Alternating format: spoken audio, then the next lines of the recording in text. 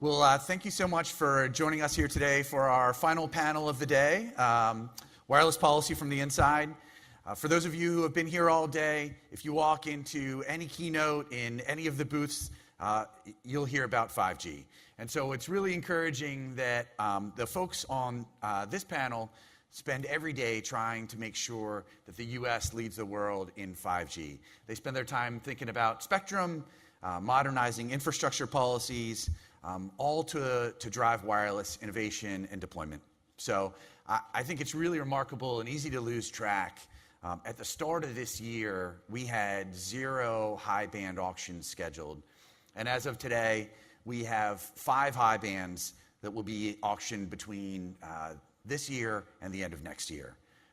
I think equally remarkable that the FCC adopted a landmark order in March to streamline the federal barriers to infrastructure siting, and is now considering a significant modernization of the federal guardrails around state and local siting. So this group has really been busy.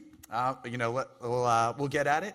But I'll just say a tip of the hat to you all for making sure that our communities are connected, making sure that communication services are there when people most need them, and never is that more important than now with 3 hurricanes heading towards the U.S. So thanks to all you do, and I'm going to introduce the panelists. With us today, we've got Nick Degani. Nick is Senior Counsel to FCC Chairman Ajit Pai. Erin McGrath. Erin is Legal Advisor for Wireless Public Safety and International Issues for FCC Commissioner Michael O'Reilly. Next to him, we have Umair Javed. Umair is Legal Advisor for Wireless and International Issues for Commissioner Jessica Rosenworcel. Will Adams, who's Legal Advisor for Wireless Issues for Commissioner Brendan Carr. And finally, we have Derek Khlopin. Derek is Senior Advisor to Assistant Secretary Rettel, who we heard earlier today from NTIA. So it's a great panel, and I'm going to jump right in. It's encouraging, as I said, to see Chairman Pai, all of the commissioners, Assistant Secretary Rettel focused on 5G as a national priority. And they're really working to take steps to promote our leadership. So I want to ask you all, and maybe Nick, I'll start with you and just go down the line. I'm going to try and hold you guys to one thing, but what's the single most important thing that policymakers can do to ensure our leadership in wireless? I hate to say everything, but the FCC's teed up, I want to say 10 different spectrum proceedings just this year alone, and moving forward on all of those to make sure that there's sufficient spectrum in the market. And that's not the competitive constraint it has been in the past. We appreciate that. Our top priority. Fantastic. Erin? Well, yeah, it's hard to pick one. And I'm going to let some other people who are sitting to my right deal with infrastructure. So I'm going to pick spectrum. So I just managed to mention 2 very slightly. Yes, I mean, as Nick mentioned, I mean, we've had a lot of proceedings. We're opening up mid-band. We're going to auction high band. Hopefully, we will be able to set some more auctions for high bands and for 3.5 in the coming months. To take this on a slightly different path from what Nick said, that I think one of the things that we have to look at going forward, besides just opening up more bands, is paying attention to what's going on internationally and make sure that we are fully prepared for the World Radio Conference to make sure that our priorities are met and that we have the spectrum that we need for the future, and that to the extent that we can make sure that that spectrum is globally harmonized. Sure. Well, first let me just say thanks, Scott, for giving us all a reason to get out of Florence's way. Really appreciate that. Hey, it went south. It did. Sorry, North Carolina and South Carolina. So I agree with everything that's been said so far. And let me just say, having worked with these guys for almost a year now, I'm just really encouraged by the fact that there is such a shared desire to make sure that the U.S. leads in 5G and to extend the reach of our networks to more people. I will choose one thing, and I think it's a really simple thing, because sometimes the best things you can do are the simple ones, and that is put out a spectrum calendar. This is an idea that Commissioner Rosenworcel has championed for some time, which is, let's announce to the entire wireless ecosystem exactly when and how we will put more airwaves, we will bring more airwaves to the market. Our concern is that, look, we've identified more than 12 gigahertz of spectrum, and that's just in the millimeter wave. And it's not always clear where to focus the effort, right? So we prioritize the 24 gigahertz auction, even though it seemed like there was a little more activity and progress in 37 and 39 gigahertz. That required a little recalibration. We're about to launch a year-long, potentially quiet period with no obvious answer as to where we fit in a mid-band auction, even though it's widely acknowledged that mid-band is critical to getting 5G to more places. So we think a spectrum calendar would provide for some longer-term planning and organize everyone around getting something done. Well, That's a very easy question. The answer, of course, is wireless infrastructure. It's what I spend most of my days doing, so it's very self-serving for me to say that. The essential fact that makes infrastructure really important, and spectrum is very important too, but you can have as much spectrum as you want. You can't use it unless you have physical infrastructure. And we're right at the cusp in this country of switching from a paradigm where we had macro cells for coverage to small cells for densification in 5G. And so that's where I spend a lot of my time, and I think it's really important. Amen. Derek? So you get to me, and I think every topic's been covered, so I might go with an umbrella one here, because I think we'll get into we kind of view a few pillars here, but I'm going to say the one thing is for government to get in a unified way behind industry, the industry push here that we're seeing here this week, and we're hearing the announcements, and I think as collectively as the federal government to get behind the industry push, and then I think as we go on, we'll break that down a little bit more. Fantastic. Well, you're focused on exactly the areas we hoped you'd be, spectrum and infrastructure. And Nick, I'll come back to you and talk a little bit about the high band auctions. Sure. The chairman and the FCC have now scheduled the first 2 auctions, and the chairman's announced 3 more, or at least 3 more bands to be auctioned next year. Can you talk to us a little bit about the chairman's vision for the high band auctions? Sure. I mean, so the basic vision is try to get as much spectrum out as quickly as possible. And as you know, Scott, some of the spectrum is good and clear. So 24 gigahertz, for example, we were able to move forward with the rulemaking last year, cement that in as flexible use spectrum. So it was primed and ready to go. 28 gigahertz has a little bit more of encumbrances because there's an incumbent in a number of those spots. But otherwise it was ready to go because the FCC had lined everything up. Other auctions, for example, 39 gigahertz, we inherited a situation where there was a large number of incumbencies that were essentially making it impossible for us to move forward with the spectrum that was given, or the potential spectrum, with a clean auction, which is why we put our economists to the task and came up with the NPRM just last month to move forward with another incentive auction to clean up the 39 gigahertz band, because that's adjacent to upper 37, and because 47 gigahertz is a similarly spectrally situated set of spectrum. Want to combine that all together to get one massive auction for later next year. But again, these are only a few of the things we're looking at right now. We're looking at, if we're talking about just high band, looking at 26, we're looking at 42. We're looking at things that are a little bit lower but not quite as high. 4.9, for example, or 3.7, or 3.5. Spectrum that people never thought was really that valuable for mobile wireless and for fixed wireless, and has now become prime spectrum that everyone's after. That's great, Nick. Derek, maybe I'll come back to you. A number of these bands that Nick is talking about contemplate federal sharing, commercial sharing, or have government entities that are adjacent to those bands. How does NTIA work with the FCC to try to coordinate those issues as we think about things like the 37 gigahertz band, the 26 gigahertz band? Yeah, and so millimeter wave, and I think if you take a step back, and I know we've heard this story before of how the technology's evolved to where we can take advantage of the opportunities in these high bands that 5-7 years ago were sort of research dreams. And I think if you really think about how quickly the commission's moved, and to their credit, I think really pushed NTIA too to respond quickly and get these proceedings out. It's a lot of spectrum that's been made available and is being made available. And I think it's actually a good success story of how we've worked across the government. Clearly, you're right. In a lot of cases, there's not a lot of federal equities in all those bands. That certainly helps. There's other issues, certainly as well, the satellite community and others. For us, I think it's also an opportunity. I think people don't always understand. I think the federal interest in the federal spectrum use, and I think the agencies themselves are looking at how can we expand and use some of these bands. And I think an interesting development for the industry, and one I know that some companies here are looking at, is how do we maybe bring federal agencies into the 5G world as well too? And I think that's going to be an interesting development over the years. The 37 gigahertz band is one of particular interest to the agencies as well, and partly because there are some some existing uses, some sites, some federal, particularly on the Department of Defense side, where in the upper 37, looking at and how we protect those and evolve those uses. And then the lower 37 is one, again, where we're thinking there's an opportunity there for maybe some innovative shared uses. I think there's a lot of work yet to do there. But I mean, the way we're at least looking at it is this is not something to slow down, 5G development there, but figure out how you sort of come along together and do those processes.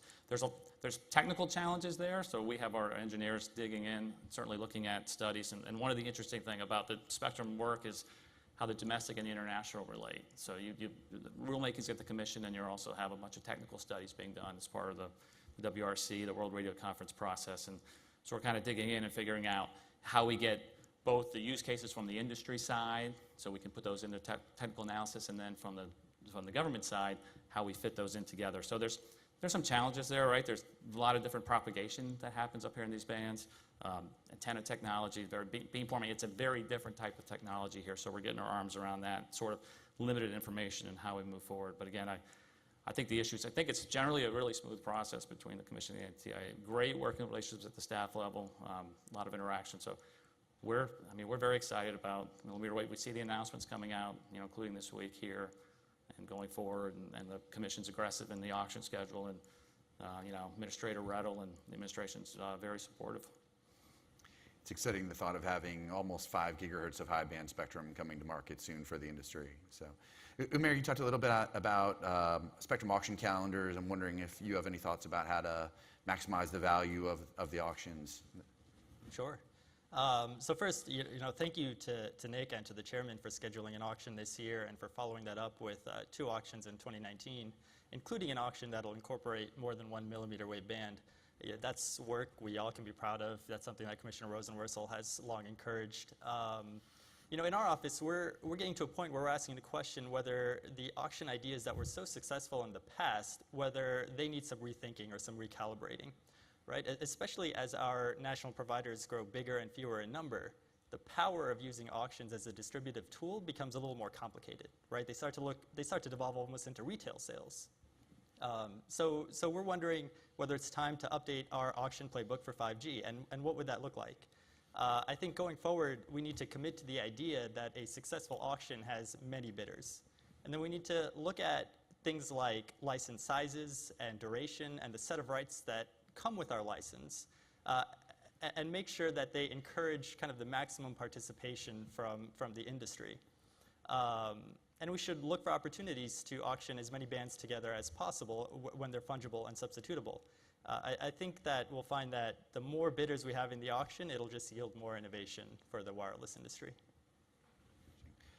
Maybe let's pivot to mid-band spectrum, which has been a huge focus for our members here at CTIA as they think about integrating mid-band into their networks.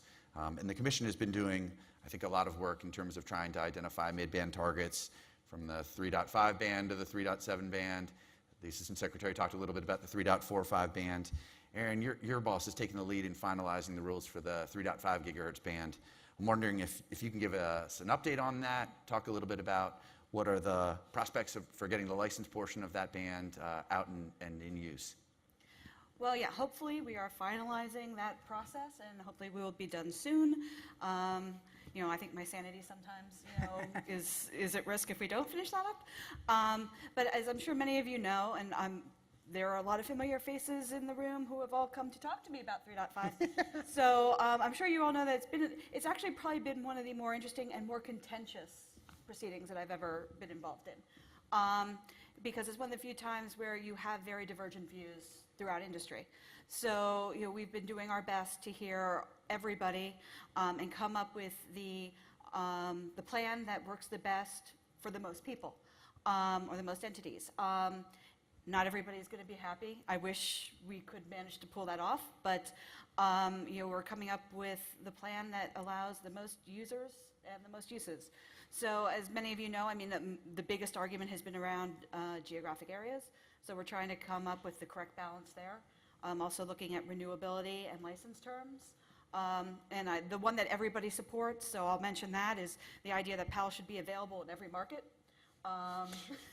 And not have artificial barriers to access based on how many people are bidding in a particular market or how many licenses they're actually interested in. And also doing some other tweaks around, what data will be available to the public, and doing a few fixes for some power limits so that the spectrum is usable if it's aggregated for wide area networks. So there's some tweaks that we're making, and hopefully we will finalize that very shortly, and then hopefully we will auction it as quickly as possible under the chairman's fabulous auction schedule. Well, actually, so Scott, if you don't mind me jumping in, I Please. did want to just, since we're talking about auctions, I think the unspoken group that needs to get thanked here is Congress. So when Chairman Pai came in, one of the first things we asked is, when can we start moving on auctions? And we found out that there was this technical problem. The law required us to find an interest-bearing account in a private bank, and at the time, no bank was willing to hold the potentially billions of dollars in upfront payments and pay interest on that, not knowing how long that was going to take. And so in March, in the Ray Bombs Act, Congress passed and the President signed a bill that essentially fixed this problem and was able for us to move forward. So I know that Chairman Pai was very grateful to his colleagues for enabling us to move forward, I believe in April, with the comment PN on that. And for those who've worked at or with the Commission know, there's a tremendous amount of work that's done for any auction that we do, especially in the large-scale auctions. And our auctions team has really done yeoman's work to follow up on that congressional imperative and to move forward. That was one of the shortest periods of time, I think, between the need for legislation being identified and legislation actually being enacted.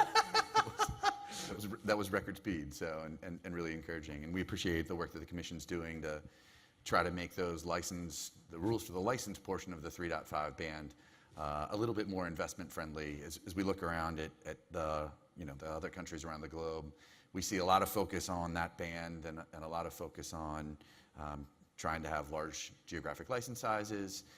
So certainly appreciate all the work that the Commission's doing there. Maybe I'll just sort of move down the band a little bit, and Derek, come to you. Assistant Secretary Riddle talked a lot about the 3.45 band, and I know the NTIA has launched an investigation there. Can you give us a sense about how that's going and sort of what are the key components that you all are looking at? Sure. So it's pretty early stages. I think what was actually really exciting to us earlier in the year when we made that announcement was, and especially in Washington, it actually surprised a lot of people. And we came out and said NTIA is going to look at this 100 megahertz. I think people are like, wow, this is really great. And then there's an obvious reason, right, with the adjacent CBRS band, 3.7 they're looking at, the industry call for, more mid-band here with all the high-band spectrum that's come on the market. And of course, one of the issues here was there are systems that are similar to what's above it. These are essentially, military radars, again, Navy radars. Similar, not quite the same, a little bit different, some other uses in there. So every analysis is going to be different. But that was exciting. And I think it was Peter Tenhula earlier mentioned, we also are under pressure from Congress to look at these bands. And in fact, a broader range from 31 to 3550. So we're sort of weighing, when we looked at this, that upper 100, quote unquote, maybe a little easier than the rest of the band. Do you look at it all together? Do you focus on one? How do you sort of make that push? The good news, again, because we're really, there's a lot of uses, but again, they're intermittent. I mean, they're shipborne radars. They come and go. There's a lot of this dynamic model where you can make the spectrum available a lot of the time. So the lessons we're learning in the CBRS are going to help. There's no decisions on the implementation. Is it going to be SA? I don't think we need to worry about that yet. Maybe let's see how that plays out, how that works. Of course, there's still a lot, plenty of questions as they get out into the marketplace. So that's kind of where we're at. NTIA is doing our own initial analysis, a lot of technical work being done, just looking at the coexistence possibilities as they exist today. And then the Department of Defense, is stepping up the study as well too. Hopefully get some SRF funding around, looking at as well. And again, we're optimistic. Again, you get the Defense Department involved to kind of say we're going to work on this. That means there's a good opportunity there. Doesn't mean the deal's done, but. We're excited about that band, and again, going lower will be harder. But again, we have to report to Congress on that full block, so it's something we're looking at. How do we look at that whole bigger block? And there's implications because we're doing other things down in 1.3, and systems may move up to there, and so there's a lot of chess pieces that fall in. And one of the things we're looking at now is how do we be more sort of holistic at looking at these sort of second and third effects if you're moving things around from different bands or having one thing go here, what happens over here. But the technology is improving, and the nice part about this too is sharing means you're not waiting for a relocation. I mean, it takes a long time to relocate incumbents to figure out where they're going to go, pay for all that. So you're potentially talking about getting access to a lot quicker. So it's not relocation, it's not exclusive, but it's a lot of access, and you get it faster. Sort of defining what sharing is always one of the biggest challenges. It is, but it's getting better. And again, particularly in the type of systems you have here where they're coming and going, you're less of the old static carve out exclusion zones and stay away from this area. And 3.5, if you stuck with the initial exclusion zones, you exclude the coast. I mean, population centers, that's not going to work, right? So, again, we're optimistic. We're glad to see NTIA focusing on that. When we looked at the South Korea auction of mid-band earlier this summer, they were making available 100 megahertz, 100 megahertz, and 80 megahertz, I think it was. So trying to replicate those large blocks of mid-band spectrum really is a priority for us here. So encouraging to see you all working on that as well, too. Maybe I'll sort of go up the band now. Maybe Erin and Umair, I'll ask you guys to talk a little bit about the 3.7 gigahertz band, where I think both of your bosses have expressed some goals. I'm wondering, what do you see as a success in that band? What would make your bosses happy in terms of an ultimate outcome there? My boss has put forth some principles that we need at least 200 to 300 megahertz to be cleared. He's interested in a market-based approach to the speed that it would be able to get the spectrum out into the marketplace. But he's open and willing to consider other options as long as they actually can be executed quickly. We can't wait 10, 12 years to get 3.7 to 4.2 into the marketplace. That won't work very well. Other countries are already deploying this spectrum, so we have to do this as expeditiously as possible. And the other principle that he stated was that we had to make sure that the incumbents there weren't harmed. And at the same time, we also must consider 6 gigahertz. It's the one thing that we haven't raised yet, is that we also obviously have an unlicensed spectrum ecosystem here, and so we need spectrum there too. So the 6 gigahertz is paired with 3.7 to 4.2, so it's a good opportunity to have both spectrum bands going at the same time and provide opportunities for both licensed and unlicensed. At the same time, before Umair gets there, I'm going to say we also have to look at 5.9 gigahertz for unlicensed. We'll see who mentions it first. My thunder here. I know, I'm sorry. So those are the prime opportunities that are around the 5 gigahertz band. Of course, the workhorse of unlicensed, so those are the best opportunities that we have. Yeah, so agree absolutely with everything that Erin has just said, and appreciate all the work her office has done on that. This is probably going to sound really wonky, but I'm going to say it anyway. I love the 3.7 to 4.2 gigahertz band. I think it's one of the more interesting discussions happening right now in wireless. And I really appreciate that here we have incumbents who've come to us and said, help us find more creative and intensive ways to use our spectrum. I think that's an attitude we should encourage. From our office, what we're looking at is, when we look at this band and all the approaches in it, we see just a whole lot of trade-offs that are really interesting. So on one hand, you have this kind of market-based approach that we're considering, and the value of it seems to be that it reduces the risk of lawsuits and delay, right? The idea being that if you have incumbents that are ready to move forward with you, then that can ensure a smoother process and get that spectrum to market quicker. On the flip side, you have to recognize that the FCC would give up a degree of control if we allow incumbents to negotiate their own deals with terrestrial operators and we cabin ourselves to some type of licensing role, right? And so we have to ask the question, how do we fulfill our obligations under the Communications Act, which has certain public policy preferences about how spectrum is distributed? So that's one thing to look at. Then you've got the question of how much spectrum, right? Is it going to be 100? Is it going to be more than that? At least one carrier has said it should be most of the band, although I don't know I've ever heard an answer of how that would work entirely. Details. Then there's a federal question. What's happening there? How do you get those uses registered? And if you don't do the market-based approach, well, then what do? Does the FCC just pick a number and work backward from there and try to manage that process? So a whole lot of questions in this band. And at the end of it, what I always come back to is ultimately this proceeding comes down to who gets the value of the spectrum. Is it going to be the federal government because we auction it? Is it going to be the incumbents because they're the best positioned to clear it and get it to market? Is it going to be the customers of those incumbents because they're using the frequencies and we do some kind of capacity auction or something? Is it someone else? So a lot of really interesting things to consider here. Success for us, you know, we're on the same boat. We'd like to see this move expeditiously. We see momentum for 5G in this band, and we want to get there.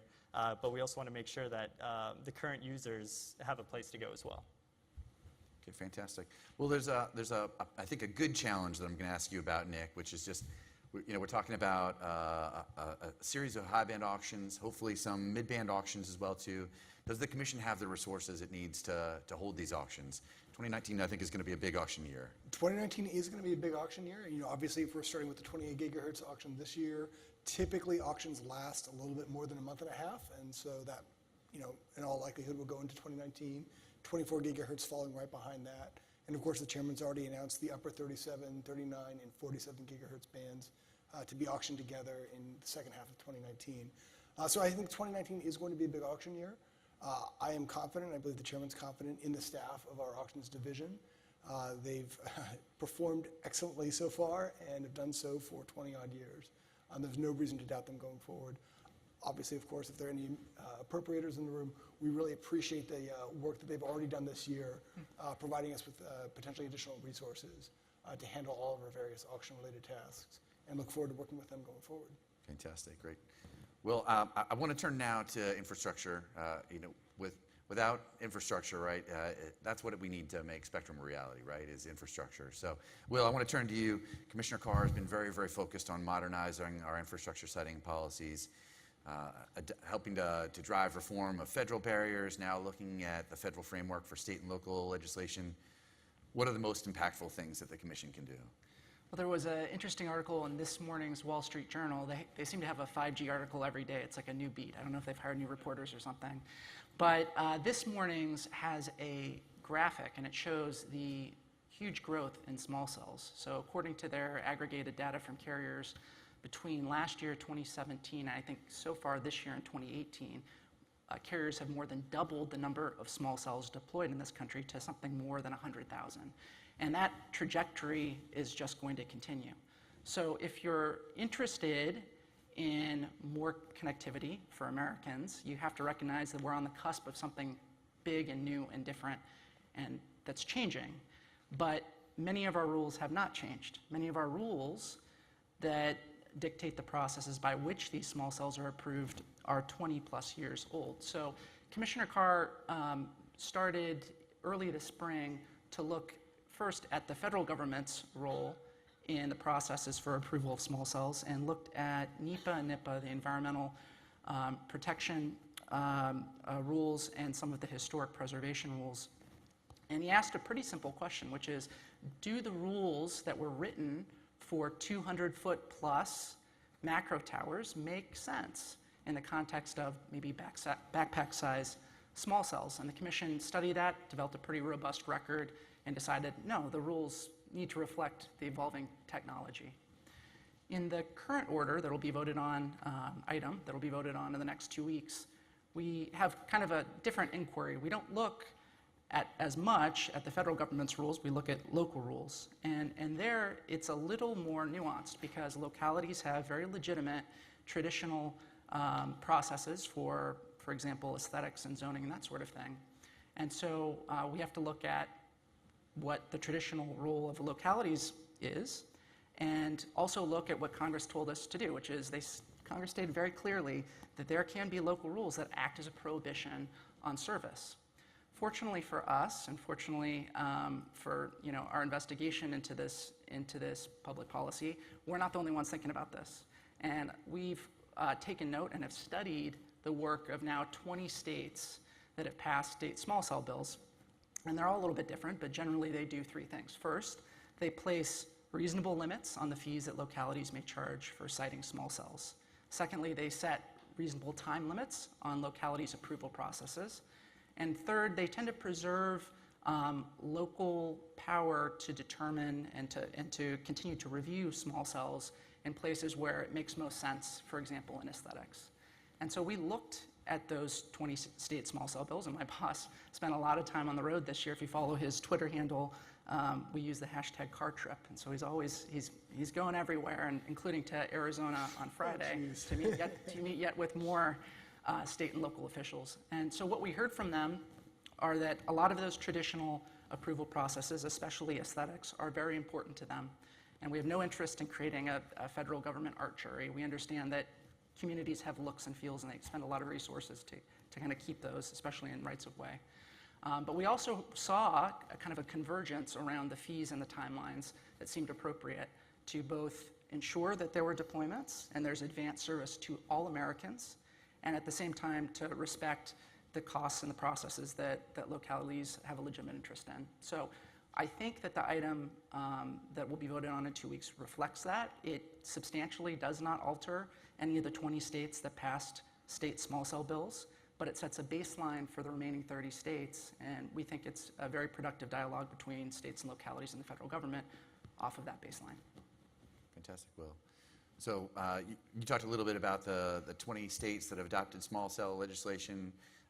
We've also seen the introduction of bipartisan legislation in Congress. Do you think that, does this, well, sort of out to anyone sort of on the panel, I think give the Commission a little bit of sort of support and encouragement that you all are looking at the right issues, you know, as you try to strike that balance between recognizing the national priority that is leadership in 5G with also that role that you described for states and localities? Well, it's always good to know that we're rowing in the same direction, right? That the policymakers in Congress and the regulators who, you know, our job is to implement legislation are kind of working in the same direction. There are some things that the bills in Congress do that we're not doing, and that's appropriate. But I think it's a good sign that we're all thinking of the same sorts of things, and that there certainly in Congress is I think emerging a kind of bipartisan consensus about the direction we ought to head. Fantastic. Just to jump in there, Scott, I want to do compliments to Commissioner Carr and all the outreach he's done. It's really been impressive to see the number of municipalities and states and other officials who've really come on board with the idea of needing to streamline some of the old regulatory rules, just as the FCC itself has been looking at our own rules and what we can do to streamline and increase deployment out there. But instead of just talking about the things we're doing, one of the things I always like to think about is why are we doing this? What do we get out of it? And obviously one big thing, one headline issue, possibly a daily beat reporter for the Wall Street Journal, is about winning the race to 5G. But you know, for Chairman Pai, I think it's two more things. One is bridging the digital divide. If we're going to really get much more broadband out there into this country, into rural areas that far too often don't have the same options that you have in cities, you need to start thinking outside the box. We saw some major success this summer with the CAF auction, where a lot of the providers were not using traditional fiber or copper or coax cable, but instead using wireless spectrum to get deployment. And so reducing the barriers to that deployment, ensuring that when there are scarce capital dollars at issue, each dollar can go even further, go even deeper into the community, and bridge more of that digital divide. That's a huge priority for us. And the second is just competition, creating more competition for all providers so that they are all competing on the quality of service and not just competing for the lowest common denominator. That's a huge, important value. And so reducing the roadblocks to that, I think is important, and you know, not to parrot Will too much, but I think he's absolutely right. Please go ahead. Everything we're doing on the spectrum side really is dependent on getting the infrastructure in place. It doesn't matter how many gigahertz of spectrum you have if you can't actually swap out the cards on the antenna or on the tower so that they actually can use that spectrum, or replace the antenna so that it has the spectrum that's needed for millimeter wave. If we're going to have a 5G future, it's a 5G future with 5G infrastructure. So just kudos to Commissioner Carr for really leading those efforts and getting the recognition out there that this is pretty much a large group who are all rowing the same path in Congress, in the states and localities, and at the FCC. Certainly agreed. And I really do think, as you all are going around the show today, you'll see how that architecture is changing, and having new rules to better reflect those new networks is really one of the most important things that the Commission is working on. So, I know that NTIA is also working to coordinate amongst federal agencies to try to see if there are ways to reduce barriers to get access to federal properties. Derek, can you give us an update on that? Yeah, and so at a high level, and this is easy to piggyback on because this is an administration that supports removing regulatory burdens, removing these obstacles, and certainly in this case, in the context of wireless broadband and getting wireless out there, what the Commission's doing is we're very supportive of. And then you look at what's the executive branch role, and Assistant Secretary Reddle mentioned some of this stuff, particularly what NTIA has been actively engaged in, sort of as a partner with RUS and the Agriculture Department, is chairing an interagency working group, if you will, of 24 agencies at the table to look at what can they do to help move things along. And it's kind of three core areas, one being leveraging federal assets, another being streamlining federal permitting. There's a lot that the Commission does, but there's other processes that happen within the federal government as well. And then the third is how can we help to coordinate these different federal funding mechanisms that are in place. I mean, obviously there's some at the Commission, but there's other ones as well too. And how do we, and this is sort of a whole of government, how do we do things so we're not duplicating, so we're really targeting this funding at places where it's truly underserved, and we're trying to get that in the right places. So as Nick said, we can close the divide, right? And just to dig a little deeper, so on the federal assets, it's interesting because we're talking about access. I think a lot of people, I mean, it's intuitive, right? But the federal government's the largest landowner in the country, right? A lot of land, and it turns out a lot of these parks, a lot of them are in rural areas, but they're not all exclusively. So how do we get more access there, and how do we improve the permitting processes there? How do we get these things driven down in time? Rights of ways, right? All this stuff, people think of just the local government, but there's a federal government side of that as well. And then the third one being this, again, sort of working together as a government to not overlap or duplicate funding resources. So again, I think it's a couple specifics. So the President had an executive order in January that, and through that, the GSA is working on refining a common application that could, across these permitting processes, that could work for these property managing agencies to make these decisions quicker. And so we're moving in that direction. These things, it takes a little while, but I think we're getting there. And then that's working with the Department of Interior and actually the Department of Homeland Security there. And then on the federal assets side, there was another presidential memorandum. This one in January was the DOI again, and GSA are working to make federal towers and buildings available for co-location for the private sector. So again, actively engaged with industry. A lot of the companies here have been active in that process. We had a big industry day. I know CTIA was there as well. So again, we're trying to move the ball forward there. Work on a database potentially that would be a federal real property that could be accessed to. So again, I think there's really untapped, and I think it kind of surprises people sometimes that can really help. I think particularly with these where there are gaps out there. That's good. Well, maybe I'll take the opportunity. A couple of you talked about why it's important. Umair, your boss has been really passionate advocate for how communication services can help improve educational opportunities. Do you see, are there opportunities with infrastructure or setting reform to help address that goal? Sure, absolutely. And before I turn to that, if you don't mind, I just want to build a little bit on what Will and Nick were saying. 800,000 small cells by 2026. I think that's what we need to be competitive in 5G. That's a big infrastructure challenge, and we absolutely need more streamlined and more uniform local regulations if we want a realistic shot of getting there. In our office, I think what we're looking at, though, is getting there in a way that doesn't just tie us up in courts along the way, because that's not going to move 5G any faster. So we're asking the question about, is there a way to give the localities a stake in the process such that they're encouraged to take the right actions here, to be invested as much as we are in the deployment of 5G in their communities? And the idea being that carrots might move people faster than sticks. And so that's what we're looking at, and I hope we can get there. Going back to your question about the homework gap, I think the first thing you have to appreciate is that the homework gap is not just an infrastructure problem. It's also an affordability problem. In some cases, it could be a redlining problem. It could be all of these things. And just like the problem of getting 5G to rural America, if you want to bridge that gap, then you've got to kind of identify what the challenge is and tackle it head on.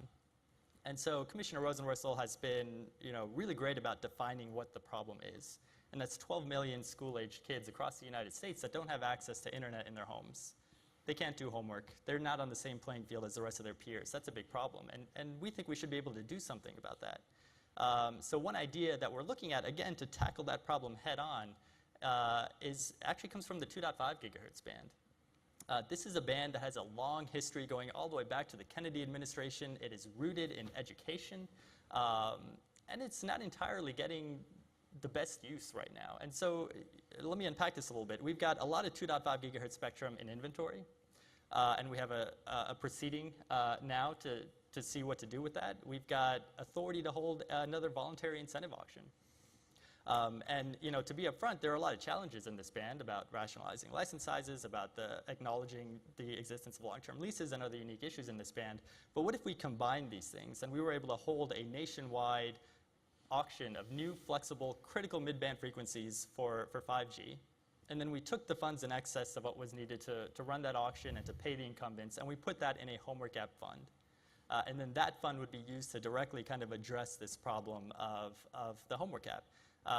We think that's a conversation worth having. Fantastic. Will, I want to turn to you. Commissioner Carr has been really focused on how communication services and wireless services can help improve healthcare outcomes. Can you talk a little bit about the pilot and what you hope to see there? Sure, yeah. The commissioner, as I mentioned, travels all across the country, and one of the reasons he does that is because some of his best ideas come from listening and hearing people's difficulties with accessing advanced communications. And so he was on a trip, I think right around when I started working for him in Mississippi, and he was on another trip a little bit thereafter in Nevada, and he saw in rural communities the difficulty people had at getting modern telemedicine that a lot of us take for granted. But he saw kind of glimmers of ideas that might work, and one of them in Mississippi was a kind of a pilot project that a big regional hospital did, where they handed out tablets along with, I believe, hockey puck connections to people, particularly with long-term chronic illnesses. And so my boss visited with a very feisty senior citizen named Miss Annie. And Miss Annie has diabetes, and she was given, through this pilot program, a blood glucose, a blood sugar monitor, and attaches to her finger. It connects through Bluetooth to her iPad, and the iPad takes the information several times a day, sends it to the hospital, and there are some automated responses. If the numbers look good, some information comes back and tells her, keep doing a good job. If things are bad, sometimes automated responses will have, eat this food or exercise. If they're really bad, doctors are alerted and they tell Miss Annie to come in and to get checked up. I think Miss Annie actually pricked my boss's finger to show him. So it was a real test of the technology. Similarly, he was out, I think about 2 hours north of Las Vegas in a small town called Beatty, Nevada. I think it's at the kind of the mouth of Death Valley. 1,000 people live there. There's one health clinic open, and that clinic is only served by one doctor who makes a visit there every couple of weeks. And they were just on the verge of shutting down that one clinic when a provider came in and hooked that clinic up with high-speed internet, and it saved the clinic. So the doctor who lives an hour or two away can now visit virtually with patients in that small town and provide health care. And so my boss was looking at these things and thought, gosh, it seems like there's a role for the FCC, at least with the connectivity and connections, to provide help to a lot of people who need it. And in addition, to save the government some money, because we think this might require an investment up front for the connections and to the extent we can for some of the equipment. But because so much of this healthcare is paid for by the government, we think that in the long term, particularly with chronic illnesses that eat up a huge amount of government healthcare dollars, that can actually end up saving the government some money. So the chairman worked with us and was very helpful in providing some funding for, I believe, a 2-year pilot, Connected Care Everywhere. And we'll see. We're really hopeful that a lot of local communities and a lot of healthcare providers will have ideas that will move along these lines. Fantastic. Well, I know we're nearing the end of our time, so you guys have a unique position getting to hear from technology executives, looking at trends, trying to see what's coming down the pike. I'm curious either from a technology standpoint or from a regulatory standpoint, if you can help us here by sort of looking into your crystal ball and seeing what's the challenge or issue that you see coming down the pike. I will completely accept spectrum and infrastructure setting requirements, to be clear. But I'll accept Twilight Towers, Erin, but at least I want to give you guys an opportunity to help steer us a little bit as we look towards the next year. Derek, you want to start and go first, and we can work back to you, Nick? So I think we've certainly covered a lot. I don't think we've talked maybe enough about maybe the security and privacy issues. So I think those are going to be interesting for the industry. From the NTIA perspective, one note we often make is that we're not a regulator. With the arguable exception on the federal spectrum use side, but on other policy issues, we're not. So, we've come to be known for holding these multi-stakeholder processes, these forums, and I think the part there again that gets people to the table is regulation is not a possibility. We don't have that authority. We don't want that authority, right? So I think that's interesting. I was heartened today on the early discussion on 5G. I mean, it's been no surprise the administration has talked about, particularly as the industry, as we look at 5G going across sectors of the economy, I mean, getting it right is important. It's going to mean a lot to everybody in every industry, every business. It has to be secure. I think Administrator Rettle said that, it's not negotiable, right? So I was heartened by the conversation from some of the operators before talking about how the 5G standards are taking that more into account. I mean, 2G, 3G, I mean, it would surprise people that in a lot of cases, those, the connections over those networks were not even encrypted, right? So I think seeing how that's evolving, I think is going to be a big issue. I think our view is the government role is to encourage industry, to work with them, to support them in standards, but to let the industry, get that done. But I think those issues are critical, and they're not going to go away, right? So I think I'm fascinated to see how the solutions, how the industry rallies around that. I know CTIA has put some stuff out recently, for sure. And I think those issues are powerful. I think on the privacy side, we see that too. And there's been obviously a lot of focus on where the administration's going on some of these privacy issues, and you're going to hear more a lot from NTIA in the coming weeks too on that as well. So I think that's a sort of key issue. Thanks, Derek. I hear a lot about convergence, and that's really exciting. It's exciting to be in this space. It's really exciting for consumers, people who aren't regulators, who are not in industry, because they hear that and they think those are more companies competing to offer them better, cheaper, faster broadband, and often mobile broadband. So that's really exciting for people, and I think what we have to do as regulators is to make sure that our regulations match that new reality and don't impede competition, but encourage it. Fantastic. So instead of talking about a new upcoming challenge, I'm going to talk about new tools that we can use to address kind of existing problems that I think are just going to get worse. And really, I'm thinking here about the exploding demand from competing uses for our bandwidth.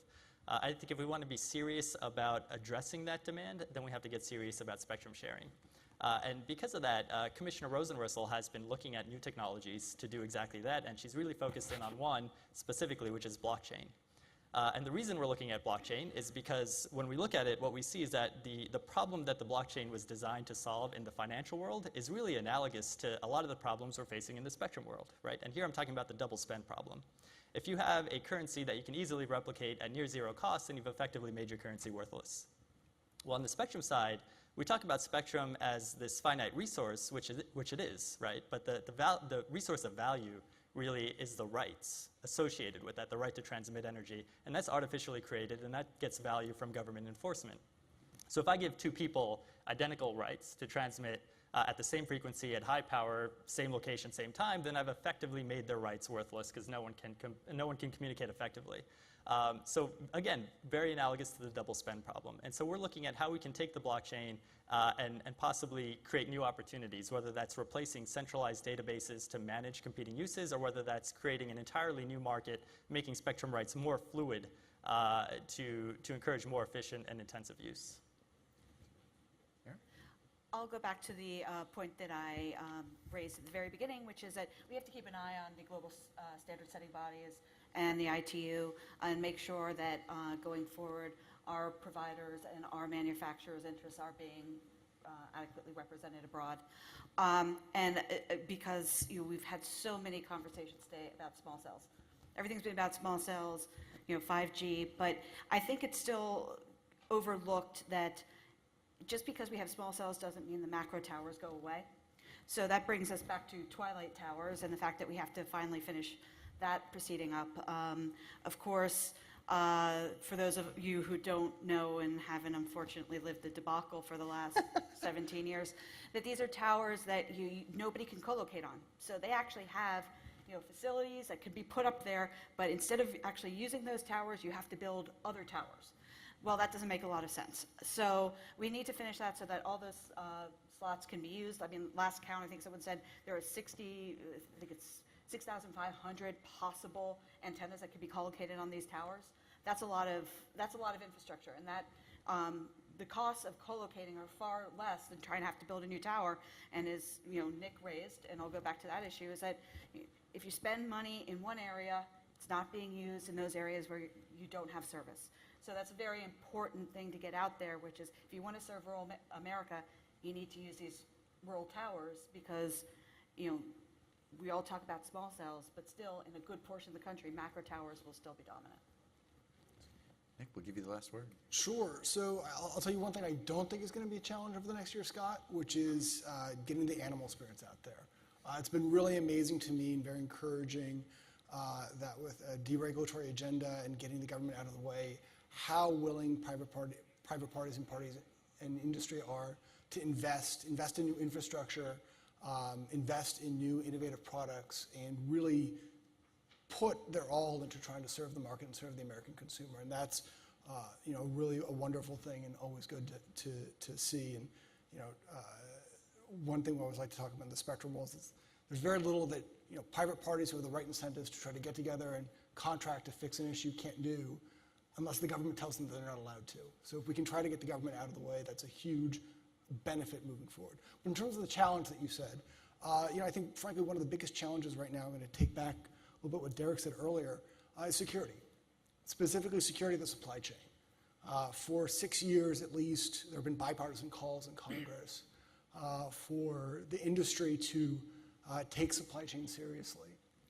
And as you know, the FCC earlier this year began looking into the issue and seeing what we could do to supplement those efforts that the leads on cybersecurity, like Department of Homeland Security, are already working on and ensuring that we can back them up and take our national security officials seriously. And so trying to figure out how to move forward and ensure that we have a secure supply chain, that we are purchasing responsibly, I think is a big challenge for us as an American community, because it's not always an easy call to make, but when there's a right answer, you got to go with the right answer. It's like you two have given the perfect teaser for folks to go back and watch the highlights of the security panel. We had two before this one, so thank you for that. So, we talk a lot about how industry is poised and ready to invest $275 billion in these networks. So we appreciate everything that you all are doing to help put in place the policies to facilitate that. So please join me in thanking our panelists today.